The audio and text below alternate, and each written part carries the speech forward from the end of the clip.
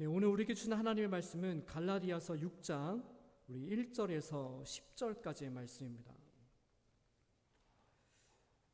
갈라디아서 6장 1절에서 10절까지의 말씀입니다.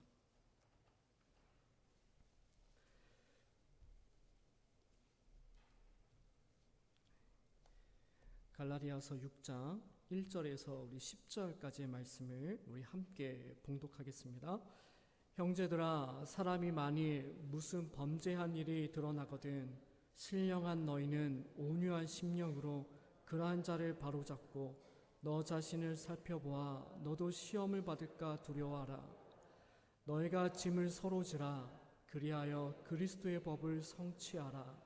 만일 누가 아무것도 되지 못하고 된 줄로 생각하면 스스로 속임이라. 각각 자기의 일을 살피라. 그리하면 자랑할 것이 자기에게는 있어도 남에게는 있지 아니하리니 각각 자기의 짐을 질 것이라. 가르침을 받는 자는 말씀을 가르치는 자와 모든 좋은 것을 함께하라. 스스로 속이지 말라. 하나님은 업신여김을 받지 아니하시나니 사람이 무엇으로 심든지 그대로 거두리라.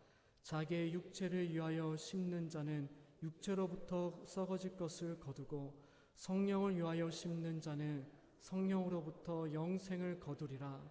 우리가 선을 행하되 낙심하지 말지니 포기하지 아니하면 때가 이름에 거두리라. 그러므로 우리는 귀에 있는 대로 모든 이에게 착한 일을 하되 더욱 믿음의 가정들에게 할지니라. 아멘. 우리 글로리아 찬양대에서 하나님 앞에 찬양 돌리겠습니다.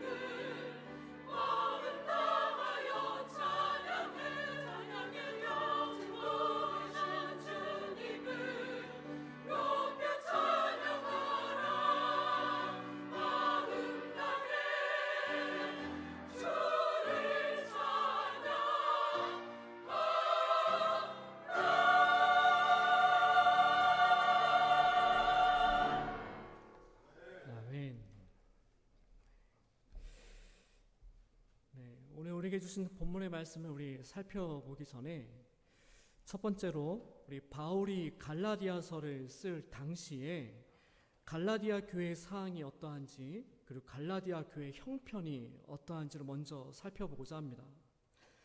그리고 이어서 두 번째로는 갈라디아서 전체 구조에 있어서 우리가 읽은 본문의 말씀은 어떠한 위치에 있는지를 살펴보면서 바울이 6장의 말씀을 기록했을 때 어떠한 의도와 초점으로 기록했는지를 살펴보고자 합니다. 그 다음에 오늘 우리가 읽은 본문의 말씀을 함께 나누고자 합니다. 먼저 바울이 갈라디아서를 갈라디아 교회에 보낼 당시의 교회는 분열의 위기에 놓여져 있었습니다.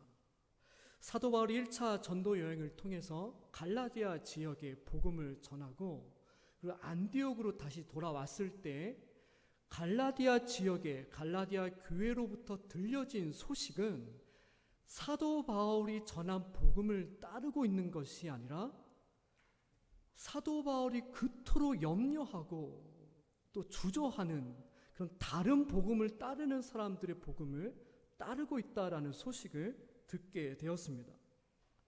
바울이 전한 복음은 예수 그리스도를 믿음으로 말미암아 충분히 의롭다함을 받을 수 있다라는 말씀입니다. 우리들의 신앙의 고백과 같은 내용입니다. 그런데 다른 복음을 전하는 자들은 예수 그리스도를 믿는 것뿐만 아니라 율법, 특별히 남자들에게는 할례를 행해야 의롭다함을 받을 수 있다라는 것을 주장했다라는 것입니다. 그런데 갈라디아의 많은 성도들은 바울의 복음을 따른 것이 아니라 다른 복음으로 속히 넘어갔다라고 갈라디아서 1장 6절에 말씀하고 있습니다. 그냥 주저하면서 조금씩 다른 복음으로 빠져든 것이 아니라 굉장히 빠른 속도로 이 갈라디아 교회 성도들이 다른 복음으로 넘어갔다라는 것입니다. 다른 복음으로 속히 넘어간 이유는 바울의 복음만으로는 바울이 전한 이 복음, 예수 그리스도를 믿는 것 요 한 가지만으로 사람이 의롭게 될 수 없다라는 것입니다. 갈라디아 지역에 있는 교회들을 보니까 사도 바울이 전한 복음을 따르고 있는 사람들을 보니까 온전한 믿음의 삶을 살고 있지 않은 사람들이 있었다라는 것입니다. 예수님을 믿기는 믿지만 여전히 방탕한 삶을 즐기고 쾌락과 즐거움을 쫓아 살아가면서 여전히 죄 가운데 거하는 사람들이 있었다라는 것입니다. 그들을 향하여서 신학자들은 자유방임자들이라고 합니다. 자유방임자들. 예수 믿으면 나에게 이제 구원이 있지. 믿음으로 말미암아 구원 얻는 거 그래. 교회 다니면 구원 얻을 수 있지. 근데 믿음과 전혀 반대되는 아직 변화되지 않는 그 방종한 방임의 삶을 살고 있었기 때문에 다른 복음을 주장하는 사람들이 거 봐라. 야, 사도 바울이 전한 복음 믿는 자들을 봐라. 변화되고 있느냐. 그래서 무엇을 지켜야 된다? 신앙의 잣대가 되는 율법을 지켜야 된다. 율법을 지킴으로 말미암아 세상 사람들과 구별될 수 있고 율법을 지킴으로 말미암아 신앙생활에 어느 정도 기준이 생기기 때문에 우리의 삶이 변화될 수 있다라는 것입니다. 이렇게 다른 복음을 전하는 자들로 인하여서 갈라디아 교회는 순식간에 혼란스럽게 되었고 분열될 위기에 놓여졌다라는 것입니다. 바울의 복음이 아니라 다른 복음으로 넘어간 자들이 생겨났으며 바울의 복음을 지키지만 삶이 변화되지 않는 사람들이 있었으며 바울의 복음을 지키는 사람들도 있었다라는 것입니다.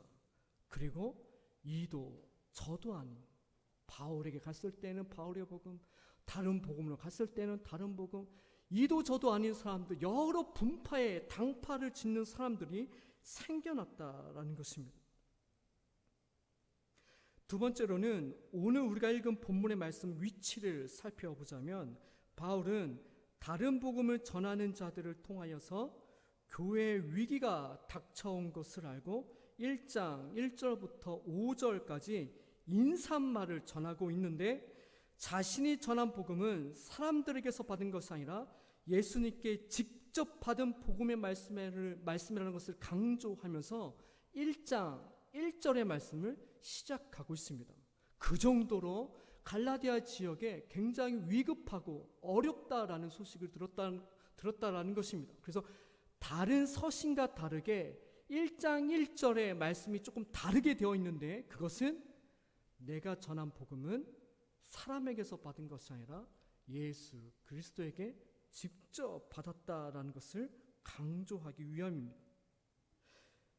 이어서 1장 6절부터 5장 1절까지 본격적으로 자신이 전한 복음에 대해서 설명하고 있습니다.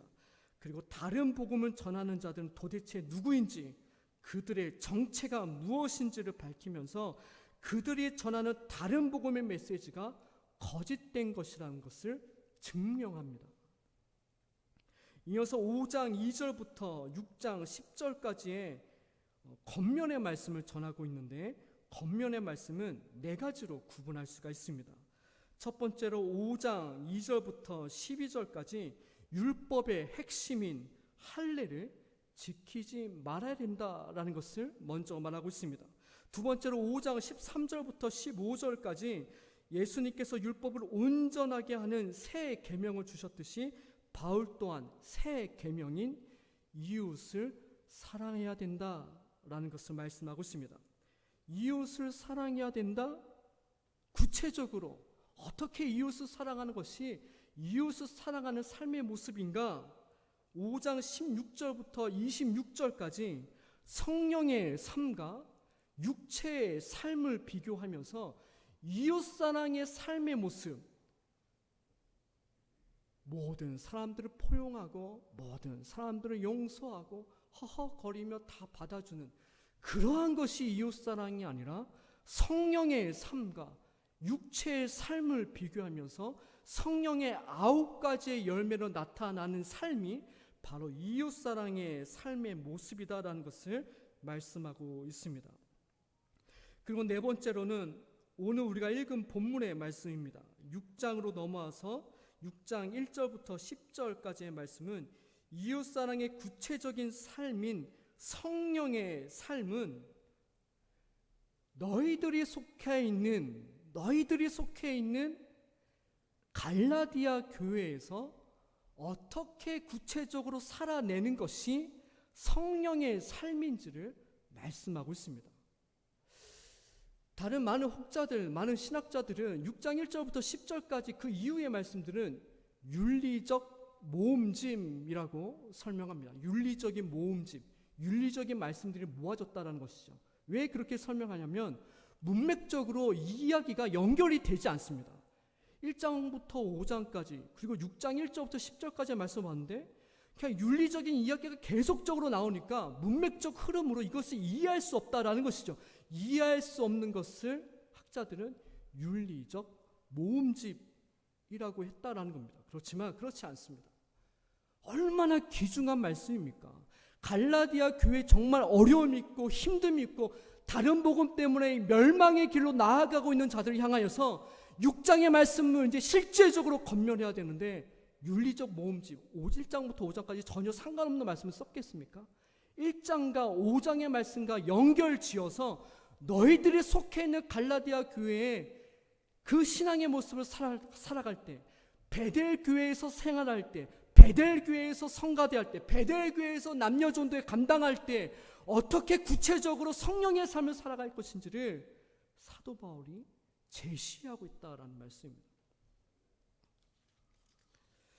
본문의 말씀으로 들어가서 그렇다면 갈라디아 교회 성도들에게 성령의 열매를 나타내는 성령의 삶을 갈라디아 교회 안에 갈라디아 교회 여러 분파로 나눠져 있고 다른 복음 때문에 너무나 찢어져 있고 다른 복음 가진 사람들 바울의 복음에 빠져 있는 사람 서로 손가락질하며 분열되고 당파를 지어가는 갈라디아 교회 안에 그렇다면 성도된 그 갈라디아 교회 사람들이 어떻게 성령의 삶을 살아야 되냐라는 것을 말씀하고 있습니다.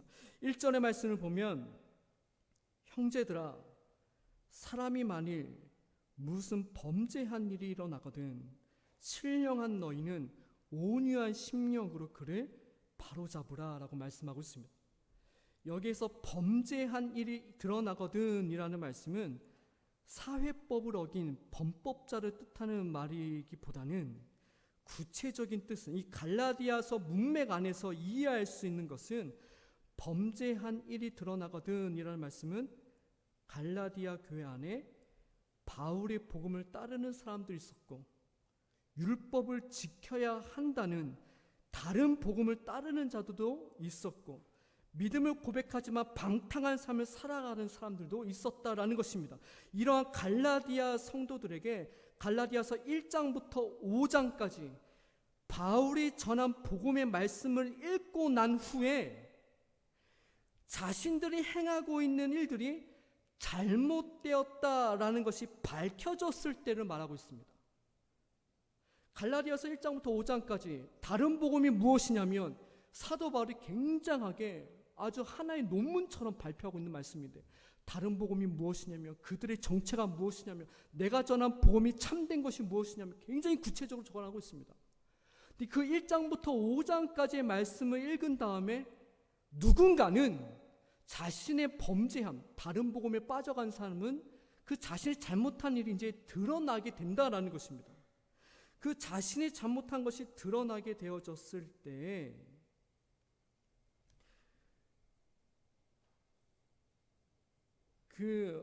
그래서 1장부터 5장까지의 말씀으로 말하면 범죄한 사실이 드러났을 때 그 범죄한 사람들, 다른 복음에 빠져간 사람들, 방탕한 사람들 내 주변에 있었을 때, 그러한 사람들이 내 주변에 있고, 그러한 사람들이 내 남녀전도에 있고, 그러한 사람들이 목장에 있고, 그러한 사람 내 부서에 있다면 성령의 삶을 살아가는 자들은 어떠한 반응을 해야 되냐라는 것입니다. 어떠한 반응? 이어서 1절의 말씀을 보면 성령의 삶을 살아가는 신령한 너희는 성령의 열매인 온유함으로 누구를 바로잡으라? 그러한 자를 바로잡아야 된다라는 것을 말씀하고 있습니다. 그러나 명심해야 할 것은 온유한 심령으로 그에게 다가가서 온유한 심령으로 먼저 그의 이야기를 듣고 온유한 심령으로 권면해야 된다라는 말씀입니다. 그리고 동시에 나를 돌아봐야 한다라고 말하고 있습니다.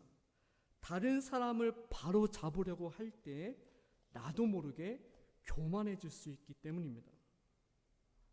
그리고 2절의 말씀을 보면 성도들을 바로 잡아야 하는 일은 소수의 사람만이 감당하는 것이 아니라 그 짐을 서로 함께 나누어서 지어야 한다라고 말씀하고 있습니다.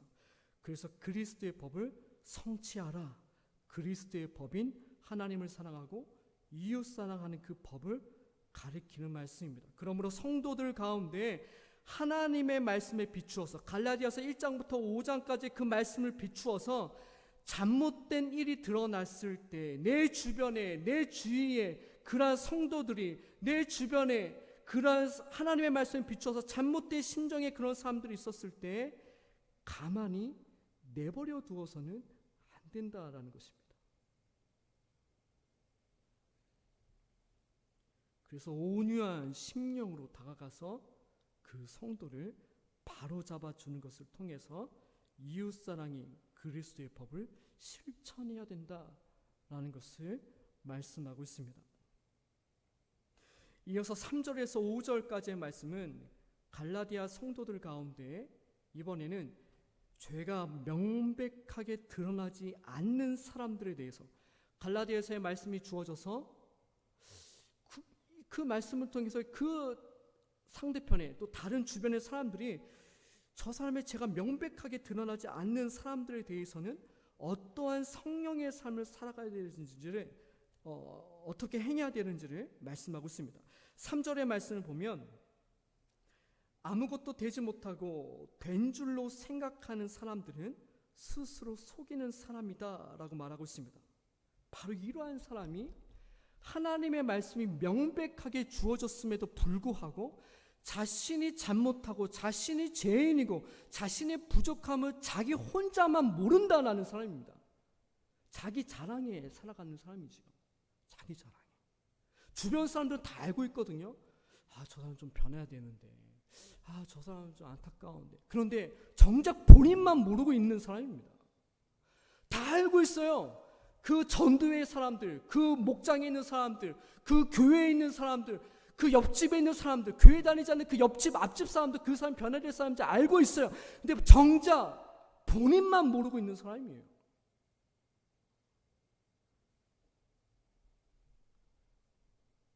이러한 사람은 단순하게 허풍이 많은 사람, 자기 자랑이 심한 사람이 아니라 율법도 지켜야 한다라는 다른 복음을 따르는 자를 일컫는 말씀입니다. 그들은 아무것도 아닌 율법을 지키는 모습을 통해서 자신이 무엇이나 된 줄로 알고 착각하며 살아가고 있는 사람이다라는 겁니다. 율법. 내가 수십 년 동안 새벽 예배 드렸는데 그거하고 구원하고 직결된 문제입니까? 아니다라는 겁니다. 내가 베델교회에 얼마나 봉사하며 헌신하며 헌금하며 봉사했는데 그것이 구원하고 직결된 문제입니까? 아니다라는 겁니다. 그 율법, 자기 자랑, 그것을 통해서 정작 본인이 깨닫지 못하고 있다라는 것입니다. 이러한 사람들은 자기 자신을 사람들에게 나타내기를 좋아하는 사람입니다. 신앙의 연수를 자랑하는 사람들입니다. 직분을 받아서 무성도를 섬기는 것이 아니라 섬김을 받으려고 하는 사람입니다. 야, 장로가 그런 거 하는 거 아니야. 청소 그런 거 하는 거 아니야. 권사가 그 행주 잡는 거 아니야. 목사님이 거기 쓰레기 버리는 거 아니에요. 아니에요. 아닙니다. 섬겨야죠. 교회의 주인은 하나님이신데 자기 자신이 교회의 주인으로 착각하는 사람입니다. 하나님이 베델교회를 세우셨지 자기가 베델교회를 세운 줄 안다라는 겁니다. 왜냐하면 이 교회를 위해서 오랫동안 봉사했다라는 것을 자랑스럽게 얘기한다라는 것입니다. 그래서 바울은 이러한 사람이 내 주변에 있을 때, 내 구역에 있을 때, 전도에 있을 때 이웃을 사랑하며 성령의 삶을 살아가는 성도들은 4절의 말씀처럼 각각 자기의 일을 살피라라고 말씀하고 있습니다. 그러한 사람이 내 주변에 있을 때에는 그 사람이 그러든지 말든지 신경 쓰지 말고 각각 자신의 일이나 돌보라라는 말씀이 아닙니다. 교회 온 성도들이 다 함께 각각 자신의 일을 돌아보는 자신의 삶을 하나님의 말씀으로 성찰해야 된다라는 말씀입니다. 누구와 함께? 그분과 함께. 혹시 그러한 분들이 내 주변에 있습니까? 혹이 아니면 내가 그러한 사람일 수도 있습니다. 그렇다면 온 교회가, 온 목장이, 그 전도회가 함께 기도해야 된다는 겁니다. 함께. 권사회 중에 권사회가 함께 하나님의 말씀을 보고 각자가 하나님께 나아가야 된다는 겁니다. 우리 각자가 하나님이 아니기 때문에 그 사람의 마음을 강제적으로 우리의 마음대로 바뀔 수가 없다는 거죠. 그래서 그 사람과 함께 각각 자신의 하나님의 말씀으로 돌아보는, 성찰해야 되는 그러한 훈련을 끊임없이 감당해야 된다는 것을 말씀하고 있습니다. 이렇게 자신의 삶을 돌아보는, 각자가 자신의 삶을 돌아보는 훈련을 통하여서 4절의 말씀처럼 자랑할 만한 나의 율법과 같은 모든 것들이 나의 연륜과 직분과 경험과 섬김이 나에게 주시는 하나님의 은혜이지 다른 사람들에게 강요하거나 가르치거나 지적할 만한 것이 아니구나라는 것을 비로소 깨닫게 되어진다는 것입니다. 즉 본인 자신이 깨달아야 된다는 것입니다. 본인 자신. 그래서 결론적으로 5절의 말씀처럼 공동체 안에 자신의 문제를 깨닫지 못하고 교회를 어지럽게 하는 자들이 있다면 성령의 삶을 살아가는 성도들의 반응은 그 사람과 함께 각각 자신의 짐을 지어야 된다는 말씀입니다.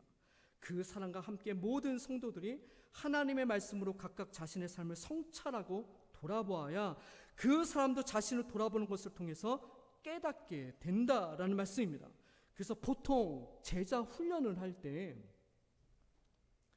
일부러 그러한 사람들을 일부러 속하게끔 한다라는 겁니다. 제자 훈련을 보통 12명이 감당을 한다면 혹시 그러한 사람이 있더라면 일부러 그 사람에게 찾아가서 그 제자 훈련을 함께 받게끔 한다는 겁니다. 그래서 그 제자 훈련을 통해서 함께 말씀을 나누고 목회자와 함께 뒹굴고 나누고 기도하고 예배하고 산에 가서 기도하고 바다에 가서 기도하고 아무튼 간에 제자 훈련을 1년 동안 감당할 때 그 사람이 함께 하나님의 말씀을 자신의 삶을 비추어서 보면서 변화된다라는 겁니다.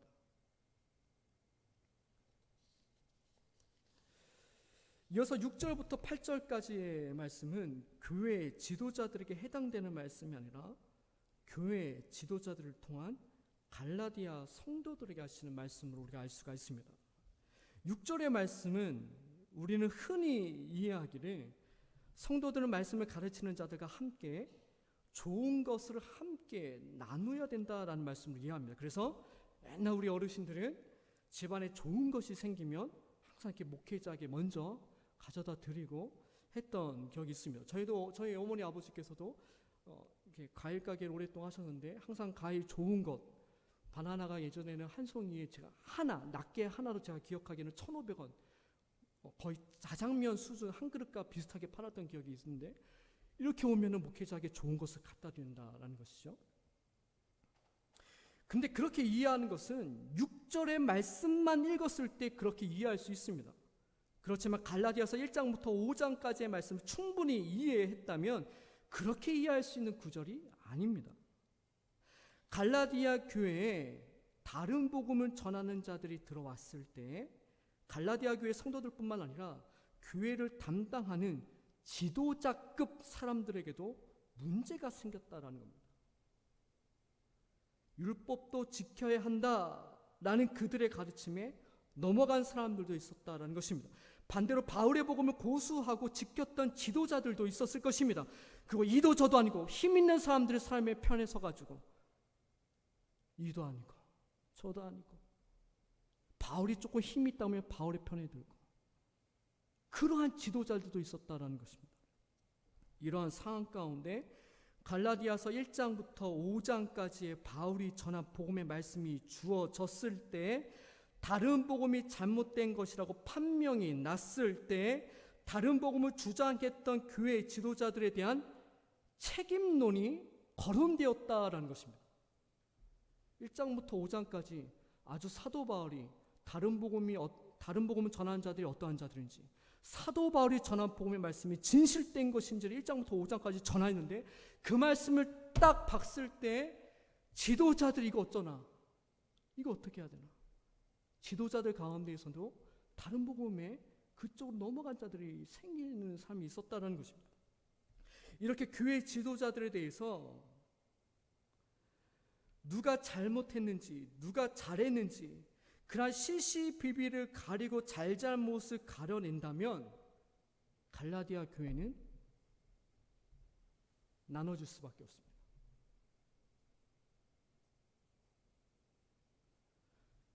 그렇기 때문에 바울은 6절에서 이웃을 사랑하며 성령의 삶을 살아가는 성도는 비록 자이든 타이든 다른 복음을 따랐던 지도자들이 실수를 했더라도 깨닫고 돌아왔을 때에는 가르침을 받는 모든 성도들과 함께 좋은 것을 함께 나눠야 된다라는 말씀입니다. 쫓아내야 될 사람은 외부로부터 온 다른 복음을 주입하고 다른 복음을 전했던 사람을 쫓아내고 그 사람에게 빨려 들어갔던 그 지도자급 사람들이 깨달았을 때에는 함께 포용하고 용납하고 함께 가야 된다라는 것입니다. 그렇다면 왜 우리가 잘못된 가르침에 빠졌던 지도자들을 용납해야 하는지 그 이유를 바울은 7절과 8절의 말씀으로 설명하고 있습니다. 말씀을 보면 스스로 속이지 말라라고 합니다. 그리고 하나님을 업신여겨서 하나님까지도 속이지 말라라고 합니다. 왜냐하면 사람이 무엇을 심든지 그대로 거두게 되어 있다라는 것입니다. 8절의 말씀도 동일한 말씀입니다. 육체를 위하여 심는 자는 육체로부터 썩어질 것을 거두게 되고 성령을 위하여 심는 자는 성령으로부터 영생을 거두게 될 것이다 라고 말씀하고 있습니다. 심는 대로 거두게 된다라는 말씀입니다. 그렇다면 교회 지도자들을 깨닫고 돌아왔을 때 그 교회 지도자급들을 용납해야 하는 이유와 심는 대로 거두게 된다라는 말씀과 무슨 연관이 있느냐라는 말씀입니다. 교회 공동체가 건강하고 기쁨이 있고 성령의 열매가 있고 하나된 교회라면 다른 복음을 전하는 자들이 애초에 들어올 수 없다라는 것입니다.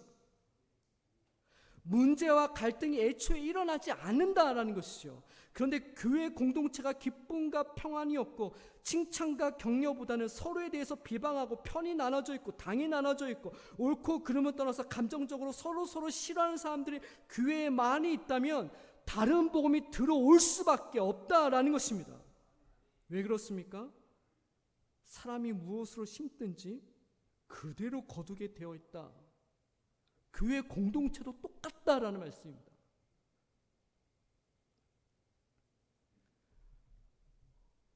어느 한 교회 목사님의 설교 들으면서 도전이 되더라고요. 혹시 여러분 가운데 신천지 성도들 있습니까? 얼마든지 오십시오. 우리는 환영합니다.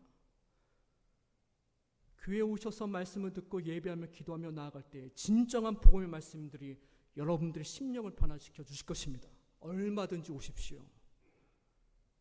우린 베델교회가 그러한 교회가 될 줄로 믿습니다.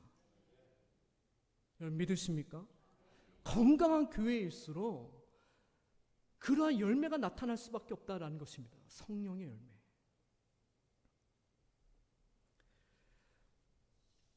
마찬가지로 교회 공동체만 그러한 것이 아니라 개인의 삶도 마찬가지다라는 것을 말씀하고 있습니다. 심은 대로 거두게 되어 있다라는 말씀입니다. 그 사람이 평소에 무엇을 관심을 갖고 무엇을 위해서 살아가며 노력하는지 그에 합당한 열매가 나타나게 되어 있다라는 말씀입니다. 그에 합당한 열매가 나타나게 된다라는 말씀은 갈라디아 교회의 문제가 사람들에게 드러난 것처럼 사람들에게 보여지고 나타나고 드러날 수밖에 없다라는 말씀입니다. 육체의 소욕에 따라서 술 취함과 분냉과 분쟁과 갈등과 시기로 살아간다면 그의 합당한 열매로 인하여서 현재의 삶 가운데 술 취함과 분쟁과 갈등이 나타날 수밖에 없다라는 말씀입니다. 내가 가는 곳곳마다 분쟁과 다툼과 분열이 일어납니까?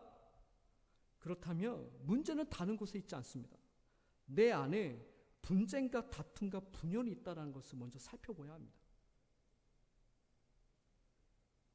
하나님과 나만이 아는 죄를 끊어버리지 못하고 계속해서 그 죄 가운데 거한다면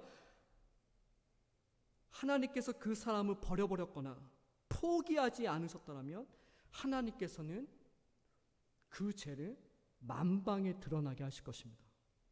사람들에게 드러나게 하신다라는 겁니다. 하나님이 그 사람을 포기하지 않는다면 하나님과 나만이 아는지 모르시겠지. 나중에 하나님 나라 가서 그때는 때늦은 후에 멸망의 길입니다. 하나님과 나만이 아는지 드러나게 된다는 겁니다. 하나님이 그 영혼을 사랑하고 하나님께 돌아오기를 모태로부터 태초부터 작정하셨다며 하나님과 나만이 아는지 사람들에게 드러나게 하여서 하나님께로 돌아오게끔 만드신다라는 것입니다.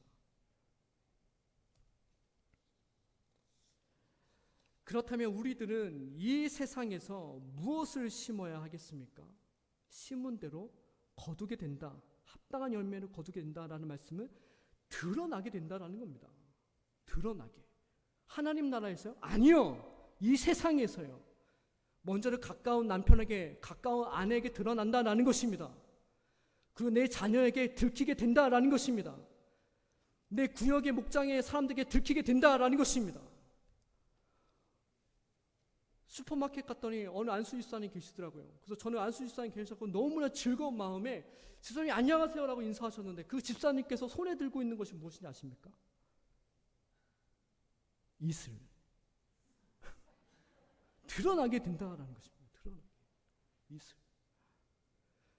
제가 저녁에 좀 이렇게 사무실에 있어서 좀 출출하고 배가 고파서 좀 제가 혼자 좀 뭘 먹고 하거든요. 뭐 안 나눠주고 저 혼자 먹는 것이 아니라요. 이미 옆에 다 없어서 혼자 먹고 있는데, 근데 지난주에 월요일에 어느 집사님이 얘기하시더라고요. 목사님 뭘 자꾸 혼자 드세요? 이렇게 책상 뒤에가 이렇게 더러워요. 제가 이걸 얘기를 들으면서 정말 하나님 앞에 숨길 것이 없다는 거예요. 드러나게 된다는 겁니다. 그러므로 바울은 9절의 말씀을 보면 선은 행하되 낙심하지 말지니 포기하지 아니하면 때가 이르매 거두리라. 때가 이르면 거두게 되어 있다라는 말씀입니다. 하나님께서 그 영으로 포기하지 않으셨다면 반드시 사람들에게 보여주고 나타나게 되어 있다라는 말씀입니다. 그래서 우리들은 주어진 자리에서 낙심하지 말고 포기하지 말고 선을 행하며 살아야 된다라는 것을 말씀하고 있습니다. 그러므로 바울은 10절에서 기회가 있는 대로 모든 사람들에게 착한 일을 하라라고 말씀하고 있습니다. 왜냐하면 착한 일을, 선한 일을 많이 할 때 그에 합당한 선한 많은 열매를 거두게 되어지기 때문입니다. 그런데 특별히 믿음의 가정들에게 하라라고 권면하고 있습니다. 믿음의 가정들에게 하라라는 말씀은 로마 제국 시대의 가족 전체가 믿음으로 살아간다라는 것은 곧 생계에 위협이 따르기 때문에 특별히 선을 행한다면 믿음의 가정들, 생계에 위협이 있는 믿음의 가정들에게 하라라고 부탁의 말을 전하고 있습니다. 혹시 우리들 가운데 일어나지 않은 일들을 가지고 염려하며 불안해하며 원하는 대로 하나님께서 분명히 약속해 주셨다라고 약속의 말씀을 주셨는데 원하는 대로 되지 않고 낙심하며 포기하고 싶은 마음이 있으신 또한 성도분들이 계십니까?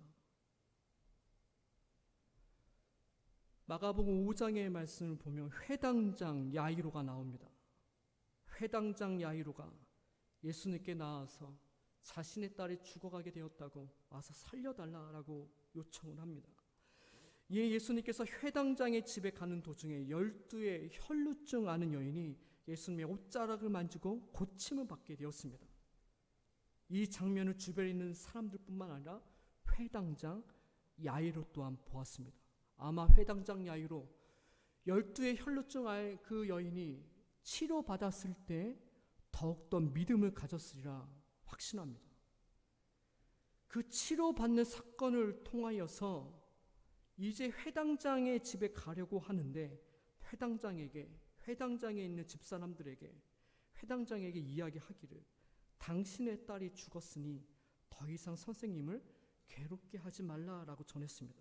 마가복음 5장 36절의 말씀을 보면 예수님께서 그 말을 곁에서 들으시니 라고 되어 있습니다. 곁에서 들으시니 라고 말씀하면서 바로 회당장에게 말씀하시기를 두려워하지 말고 믿기만 하라 라고 말씀하고 있습니다. 자신의 딸이 죽었다는 소식으로 말미암아 마음에 낙심하고 슬픔이 몰려오고 두려움이 몰려와서 예수님을 향한 믿음이 사라져버릴 수 있기 때문에 예수님께서도 회당장의 믿음이 있어야 그 딸을 살릴 수 있기 때문에 그 믿음이 떨어지기 전에 두려워하지 말아라. 딸이 죽었다는 소식을 듣자마자 예수님께서 말씀하신 것은 두려워하지 말아라. 낙심하지 말아라.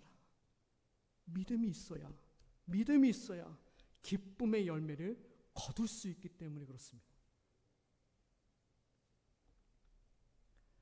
시편 126편의 말씀을 보면 눈물을 흘리며 씨를 뿌리는 자는 기쁨으로 거두리로다 라고 말씀하고 있습니다. 눈물을 흘리는 상황이 있더라도 힘든 일이 찾아오더라도 씨를 뿌리러 나아가는 것을 포기하지 않을 때 반드시 기쁨의 단을 거두게 된다라고 말씀하고 있습니다. 그런데 눈물을 흘리는 거 힘들고 어렵고 비가 오고 춥고 알아주지 못하고 그래서 씨를 뿌리러 나아가는 자리에 있지 않을 때는 기쁨의 단이 없다라는 것입니다. 비록 눈물이 나고 힘이 들고 알아주지 못하더라도 씨를 뿌리러 나아가는 자리, 있어야 되어야 할 자리, 예배 드려야 할 자리, 기도의 자리, 봉사의 자리, 그 자리를 지켜내어야 하나님께서 기쁨의 단을 주신다라고 말씀하고 있습니다. 눈물을 흘리는 것, 그 사람이 보기 싫어서, 그 사람 때문에 거기 가기 싫어서 그래서 회피하고 도망간다면 기쁨의 단을 거둘 수 없다는 것을 말씀하고 있습니다. 선을 행하며 나아갈 때 이상하게 낙심되는 일이 생깁니까? 열매가 거둬지는 징조라는 것입니다.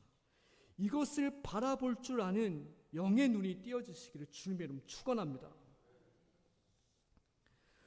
오늘 우리에게 주신 말씀처럼 교회 공동체이든 가정이든 개인이든 반드시 심은 대로 거두게 되어 있다라는 것을 말씀하고 있습니다.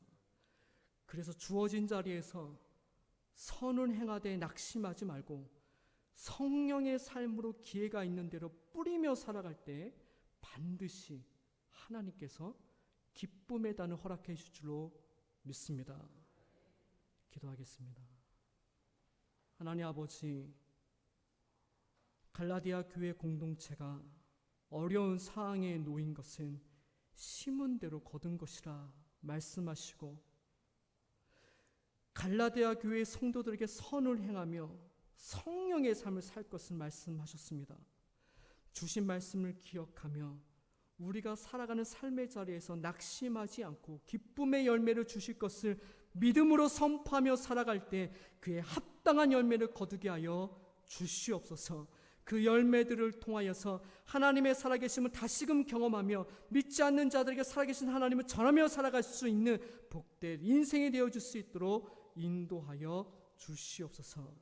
이 모든 것을 우리를 구원하신 예수님의 이름으로 기도합나이다.